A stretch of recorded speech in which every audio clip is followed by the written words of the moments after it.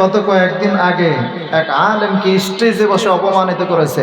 আমি মনে করি এর মধ্যে আর আবু জেহেলের মধ্যে কোনো পার্থক্য হতে পারে না, ঠিক কেনা বলেন? যত বড় নেতা হোক না কেন, আবু জেহেল এর চাইতে অনেক ভালো আছিল।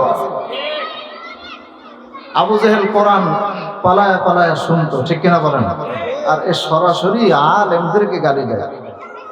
হাত্তাল হিতানি ফিল মা, এমনকি সমুদ্রের অতল গভীর তলদেশে যেই মাছটা বসবাস করে, ওই মাছটাও পর্যন্ত এই মুহূর্তে আমাদের জন্য দোয়া করতেছে। শুধুমাত্র বুড়িগঙ্গায় যে মাছ এগুলো নয়, পদ্মা নদীর ভিতরে যেই মাছ এগুলো নয়। ছোট্ট একটা উদাহরণ দেই, তাহলে বুঝবেন। এই পৃথিবীর ভিতরে ৬৬টা সাগর আছে। কয়টা? জোরে বলেন, কয়টা? ৬৬টা সাগর আছে, ৭টা মহাসাগর আছে। পার্শ্বের দিক থেকে এবং গভীরতার দিক থেকে সবচেয়ে বড় মহাসাগরের নাম হলো প্রশান্ত মহাসাগর। ভূতত্ত্ববিদরা গবেষণা করে দেখেছেন, পরীক্ষা করে দেখেছেন এই প্রশান্ত মহাসাগর কতটা গভীর। প্রশান্ত মহাসাগর পৃথিবীর সবচেয়ে গভীরতম মহাসাগর। এটা কতটা গভীর, কতটা গভীর তারা পরীক্ষা করে দেখেছেন যে এই পৃথিবীর সবচেয়ে উঁচু পর্বতের নাম হলো হিমালয় পর্বত। পৃথিবীর সবচেয়ে উঁচু পর্বত হিমালয় পর্বতটাকে যদি প্রশান্ত মহাসাগরের নিচে ফেলে দেওয়া হয়, প্রশান্ত মহাসাগরের ভিতরে ফেলে দেওয়ার পরে তারা গবেষণা করে পরীক্ষা করে বলছেন, প্রশান্ত মহাসাগরের ভিতরে এই বিশাল বড় পাহাড়টা ফেলে দিলে পাহাড়টা তলিয়ে যাবে তো যাবে, পানির লেভেল পজিশন পর্যন্ত আসতে আরো বাকি থাকবে প্রায় ৭,০০০ ফিট। আরো প্রায় ৭,০০০ ফিট বাকি থাকবে পানির লেভেলে আসতে। তাহলে এবার চিন্তা করেন প্রশান্ত মহাসাগর কতটা গভীর।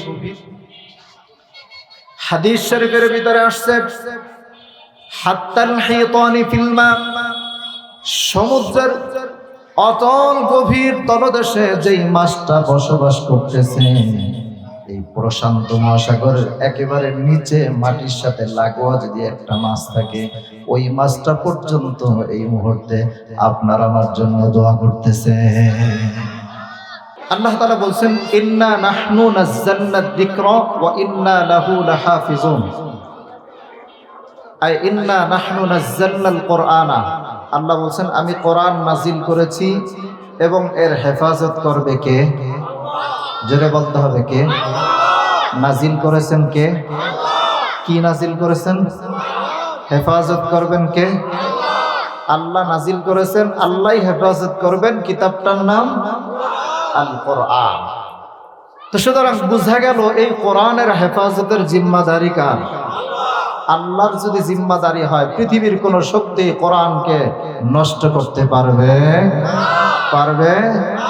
আমাদের দেশে তো বিগত সময় এমন হয়েছিল যে কোরআনের আওয়াজকে বন্ধ করার জন্য মাহফিলের স্টেজে বৈশাও কোরআনের মাহফিলে বয়ান করতে বাধা দিয়েছিল, ঠিক কিনা বলেন? কথা বলেন, ঠিক কিনা? এখনো কিছু কিছু ওই কুলাঙ্গারদের কিছু আত্মীয় স্বজন বাংলাতে আছে না নাই? কথা বলেন, আছে না নাই? গত কয়েকদিন আগে এক আলেমকে স্টেজে বসে অপমানিত করেছে। আমি মনে করি এর মধ্যে আর আবু জেহেলের মধ্যে কোনো পার্থক্য হতে পারে না, ঠিক কিনা বলেন? যত বড় নেতা হোক না কেন, আবু জেহেল এর চাইতে অনেক ভালো আছিল। আবু জেহেল কোরআন পালায়া পালায়া শুনতো, ঠিক কিনা বলেন? আর এ সরাসরি আলেমদেরকে গালি দেয়। তো যাই হোক, এটা নাজিল করেছেন কে? হেফাজত করবেন কে? পৃথিবীর কেউ এটাকে নষ্ট করতে পারবে?